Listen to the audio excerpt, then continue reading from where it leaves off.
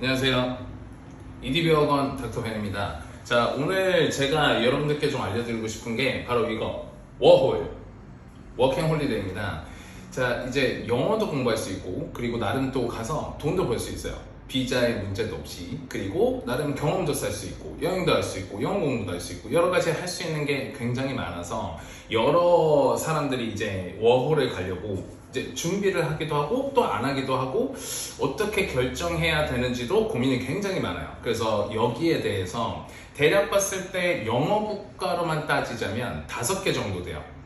그 중에서 가장 인기 있는 세 국가, 뉴질랜드, 그리고 캐나다, 그리고 호주, 이 세 가지를 세 가지를 좀 비교해 드릴 텐데, 이 비교를 하는 데 있어서 가장 중요한 이제 포인트는 사실 다들 다를 거예요. 그러니까 돈을 많이 벌고 싶으면 뭐 이쪽 나라가 더 좋을 수도 있고, 반대로 나는 영어가 제일 중요해, 이러면 이쪽 나라가 될 수 있어요. 그래서 장단점이 분명히 있으니까 제가 지금 이제 알려드린 이런 정보를 한번 들어보시고, 그리고 어느 나라가 나한테 가장 맞을까라고 판단을 해보시면 좋을 것 같아요. 그래서 이 세 나라를 집중적으로 알려드릴 텐데, 이 정보를 저희가 취합을 해봤어요. 근데 워홀은 이제 가기 전에 꼭 준비를 잘 하셔야 돼요.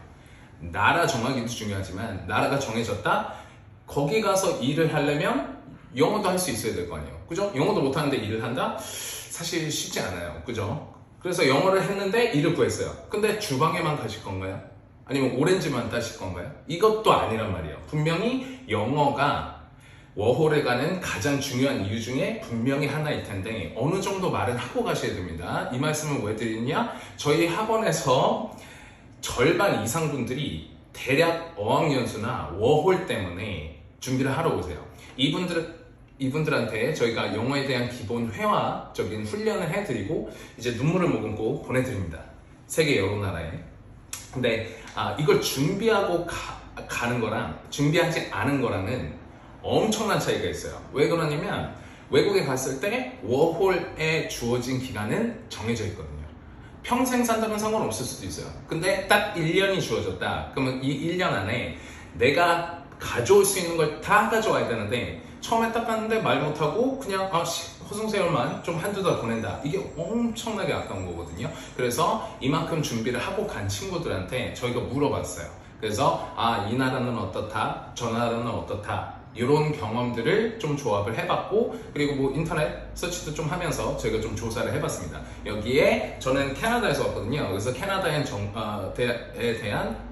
대한 정보도 같이 해서 한꺼번에 알려드릴 테니까 영상 끝까지 보시고요. 제 뒤편에는 이런저런 이유 때문에 저는 영어를 가르치잖아요. 영어 가르치는 입장에서 어떤 나라를 추천드리는지 결론적으로도 바로 알려드리도록 하겠습니다. 굉장히 압축적으로 알려드릴 테니까 놓치지 마시고 빨리 진행해 보겠습니다. 1, 2, 3. 첫 번째, 물가부터 볼 거예요. 물가 중요합니다. 이유는 너무나 당연한 건데, 어느 정도 기본 작업을 준비해서 갔어요. 근데 이게 금방 돈이 나버리면 힘듭니다. 그러면 일만 해야 되고, 여행도 가보고 싶은데, 예를 들어서 캐나다에 갔어요. 미국은 가보셔야죠. 근데 거기 갈 돈이 없다? 참 기분 좀 별로거든요. 물가는 자신의 소비를 이제 측정할 수 있고, 어느 정도 내가 쓰겠다, 요걸 좀 가늠해 볼 수 있고, 또 반대로 어느 정도의 비용을 벌 수 있는지도 보셔야 돼요. 예를 들어서 임금이 다 다른데, 캐나다 같은 경우는 주마다 좀 달라요, 최저임금이. 그래서 그런 것들을 잘 파악을 해보시고 가셔야 되기 때문에, 돈이 없으면 오래 못 있는 거고, 그죠? 돈이 좀 많이 여유있게 좀 가실 수 있다면 이것도 마찬가지로 오래 있으실 수 있는 거예요, 그죠? 그래서 자신의 계획에 큰 영향을 미치는 거기 때문에 저희가 알아봤어요. 자, 호주랑 캐나다, 뉴질랜드의 비용을 계산을 해보면, 자, 제일 물가가 높은 곳은 호주, 그 다음은 캐나다, 그 다음이 뉴질랜드예요.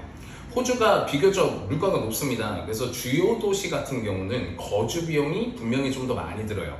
대신에 이제 식료품이 싸면 좀 괜찮을 텐데, 식료품도 비싸답니다. 그래서 분명히 좀 이제 주거하고 좀 오래 사는 데 있어서는 비용이 분명히 좀 많이 들어요. 대신에 이제 그만큼 최저임금이 높습니다. 최저임금이 약 시간당 $20 정도로 지금 시점에서 측정이 되는데요. 뭐 추가 수당을 많이 받고 하는 곳은 괜찮겠지만, 그냥 최저시급만 받고 일한다는 가정하에 간다면 어떻게 보면 비슷할 수도 있을 거예요. 하지만 그냥 단순히 물가만 보고 간다면 분명히 호주가 제일 비싸요.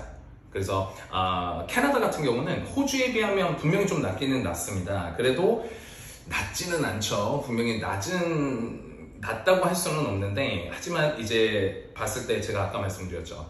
주마다 최저임금이 조금씩 달라요. 그래서 11달러에서 15달러 정도로 이제 생각을 하시면 되세요. 최저임금 같은 경우는. 근데 뭐 어떻게 보면 호주는 돈을 좀 더 많이 주고 캐나다는 좀 덜 주고, 뭐 주거 비용은 이제 호주가 더 높잖아요. 캐나다는 좀 더 낮고. 그래서 사실 따지고 보면 일을 진짜 난 일만 할래 라고 생각하면 아마도 호주가 나을 것 같아요. 그죠? 왜냐면 한 달마다 정해진 가격은 있으니까 많이 일하면 좀 더 거기에 좀 더 추가돼서 버는 것들이 있을 거예요. 근데 일이 주 목적이 아니다라고 생각하시면 아마도 캐나다가 좀 더 적절하지 않을까라는 그냥 일반적인 판단이 좀 되기는 하는데, 이거는 분명히 상황마다 다르고 어떤 일을 하게 되는지에 있어서도 다르기 때문에 한번 판단을 해보셔야 될 것 같아요. 그리고 뉴질랜드는 물가가 비교적 낮고 생활비가 저렴한 편이라고 합니다. 그래서 최저임금은 17달러이네요. 그러면 최저임금은 지금 대략 봤을 때 캐나다보다는 조금 높고 대신에 생활비는 조금 낮으니까 좀 부담 없이 갈 수 있는 국가라고 이제 판단이 됩니다. 그 세 개 중에 굳이 고르라면.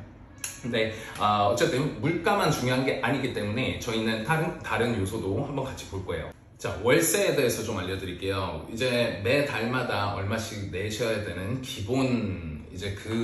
기본적인 비용이니까 이거는 꼭 알고 가셔야 될 것 같아요. 자, 저희 정보팀에서 알아낸 기준은 뭐냐면 혼자 살만한 집, 그리고 대도시 기준. 예를 들어서 캐나다로 치면 토론토, 아니면 밴쿠버, 그리고 호주로 치면 시드니나 멜버른, 그리고 뉴질랜드로 치면 오클랜드 정도로 비교를 한번 해봤어요. 캐나다 같은 경우는 대략 1000달러에서 2000달러 정도로 이제 측정이 됩니다. 물론 좀 더 작은 집 아니면 좀 더 밑으로 땅 파고 들어가서 지하로 들어가시면 분명히 다르긴 해요. 근데 일반적으로 그냥 저희가 생각하는 좀 괜찮은 컨디션에서 사는 기준으로 봤을 때는 1000달러에서 2000달러 정도로 저희가 찾아냈고요. 그리고 호주 같은 경우는 1000달러까지 내려가진 않네요. 같은 기준으로 봤을 때는. 그래서 1500달러에서 2000달러 정도로 생각을 하시면 되실 것 같고요. 아까 말씀드렸죠. 뉴질랜드는 정착 비용이 아니라 이제 월 렌트가 조금 낮아요. 그래서 800에서 1,500달러 정도로도 구할 수 있는 걸로 저희가 좀 찾아봤습니다. 그런데 물론 가격도 가격이지만 처음에 딱 갔을 때 초기 정착 비용도 생각을 해야 돼요. 그죠? 왜냐면 이제 딱 갔는데 바로 일을 할 수 있는 게 아닐 수도 있잖아요. 일반적으로는 아니고. 그래서 대략 계산을 해보면 최소 300만 원에서 400만 원 정도는 생각을 해보시는 게 좋을 것 같아요. 왜 그러냐면 아까 전에 말씀드렸죠. 뭐 월세가 1000불이라고 생각을 해봐요. 근데 대부분이 캐나다 같은 경우는 1000불만 내고 바로 들어갈 수 있는 게 아니에요. 1000불이 아니라 마지막 한 달 1000불을 추가해서 들어간다든가 계약할 때 그런 조건들이 있어요. 그러면 2개월에서 3개월치는 미리 내야 여기에 이제 월세별로 1000달러씩 이제 빠진다고 생각을 하시면 되세요. 자, 그래서 대략 보면 한 3개월치의 월세는 미리 가자마자 나간다 라고 생각하시는 게 좋아요. 그렇다고 안 먹을 수는 없잖아요. 그러면 이제 음식 먹을 것도 좀 생각을 하고 뭐 이것저것 생각을 해본다면 대략 3,000불에서 5,000불 정도는 기본적으로 좀 모아서 가는 게 좀 필요할 것 같아요. 혹시 무슨 일이 있을지 모르니. 물론 이제 송금 같은 시스템이나 이런 거는 이제 외국에 가셔도 계좌를 열고 충분히 집에서 좀 이렇게 필요하면 송금 받으실 수 있고 하긴 한데, 아시다시피 이제 인플레이션도 있고 그리고 이제 달러랑 원의 가치가 왔다 갔다 하기 때문에 이왕이면 거기 거주하는 나라의 달러로 갖고 계시는 게 분명히 더 좋을 거예요.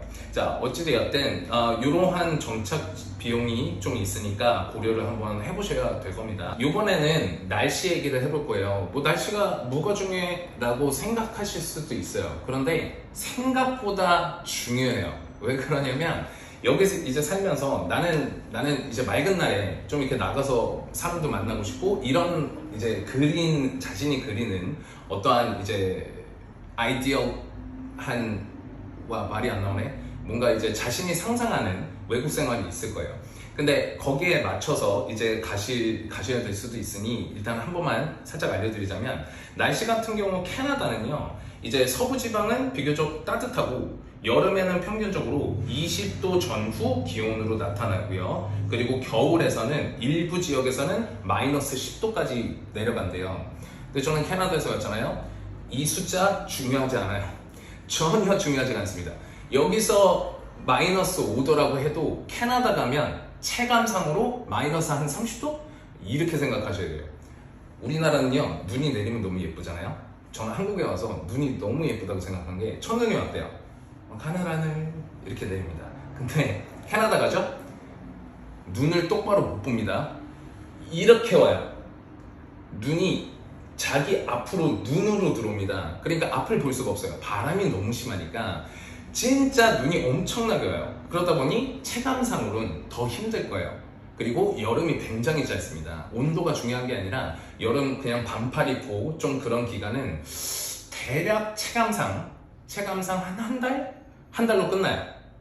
하지만 한국 여름보다는 낫다라는 거예요. 그렇게 습하지도 않고요. 그래서 여름을 싫어한다? 캐나다 적극 추천드립니다. 적극 추천.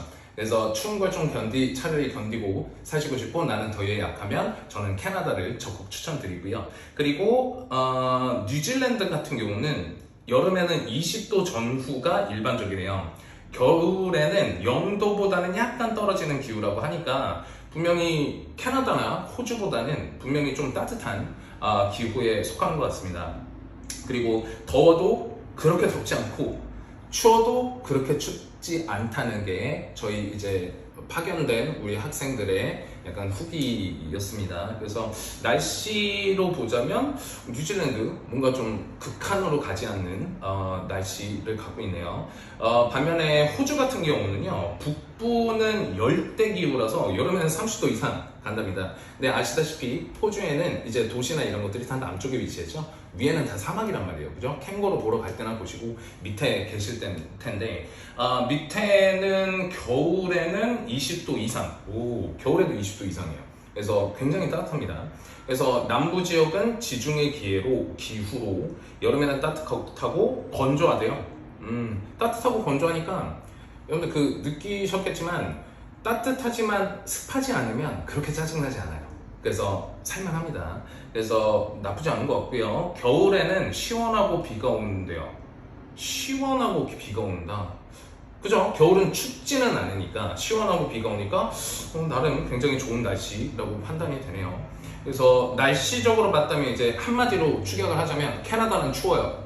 춥습니다. 사계절 다 있어요. 하지만 추워요. 뉴질랜드 뭐 겨울도 있고 다 괜찮은데 그렇게 극한을 달리지 않는다는. 그리고 호주는 일반적으로 따뜻하다 이렇게 생각을 하시면 될 것 같습니다. 그래서 뭐 날씨 같은 경우는 이 정도로 정리가 되는데 저는 개인적으로는 사계절 다 있는 게 어떤가 싶어요. 왜 그러냐면 저는 호주에 가본 적은 없습니다. 캐나다로 말씀을 드리자면 이 사계절이 되게 모습이 달라요. 우리나라의 단풍잎이 요만하잖아요. 근데 캐나다 단풍잎이 얼마나인지 아세요? 이만해요. 거짓말이 아니라 정말 이만합니다. 바퀴벌레도 우리나라 요만하잖아요? 캐나다의 바퀴벌레는 이만합니다. 이걸 보는 것도 하나의 경험이라고 생각을 하신다면 저는 사계절 한번 다 보고 이렇게 나라가 변하는구나 보는 것도 괜찮다고 생각을 합니다. 하지만 추우면 캐나다 비춥니다. 추운 거 싫으면 캐나다 가지 마세요. 정말 추워요. 눈도 정말 많이 옵니다. 그 다음은 이제 벌레입니다. 여성분들 벌레 싫어하시죠? 저도 싫어하긴 하지만 집안에 벌레 다니는 거 참 힘들거든요. 특히나 이제 배드벅이라고 하죠. 우리나라보다 훨씬 심해요. 그래서 어디 이제 집에 들어가면 그 방 청소를 다 해주기는 하는데 배드벅은 해결을 못할 때가 많아요. 그래서 좀 유념하셔야 되는데 저희 정보팀에서 이제 가져온 내용들로 하면 벌레를 무서워하고 싫어하시는 분들께서는 중요한 파트니까 알려드린대요. 도시랑 시골 차이는 분명히 있대요. 도시랑 시골 차이는 분명히 있습니다. 당연하죠. 저희도 시골 내려가면 지네면 안 나옵니다. 덥고 습한 만큼 호주, 뉴질랜드, 캐나다 순으로 벌레가 많대요. 다시 한번 말할게요. 벌레가 많은 순서입니다. 호주, 뉴질랜드, 캐나다. 호주가 제일 많은가 봐요. 그래서 뭐 캐나다가 제일 없는 느낌으로 지금 저희가 조사한 바로는 그렇긴 한데, 일단 뭐 벌레는 어디든 있습니다. 하지만 조금 덜 심하지 않은 곳으로 가려고 생각을 하시면 캐나다 정도인 것 같아요. 근데 이거는요, 그 방 컨디션에 따라서 정말 달라요. 그래서 뭐 방 깨끗하고 막 그러면 벌레도 좀 덜 들어오고요. 그래서 이 벌레는 사실 벌레 집중보다는 그 집주인 있죠. 집주인이 좋아야 돼요. 집주인이 망 다 쳐주고, 방에 딱 갔는데 망도 다 있고 모기 안 들어오게, 그리고 향도 잘 펴주고, 이런 데면 벌레가 있어도 없겠죠, 거긴. 그러니까 아무래도 집주인을 잘 만나시고 좋은 방을 얻는 게 아마도 중요하겠죠.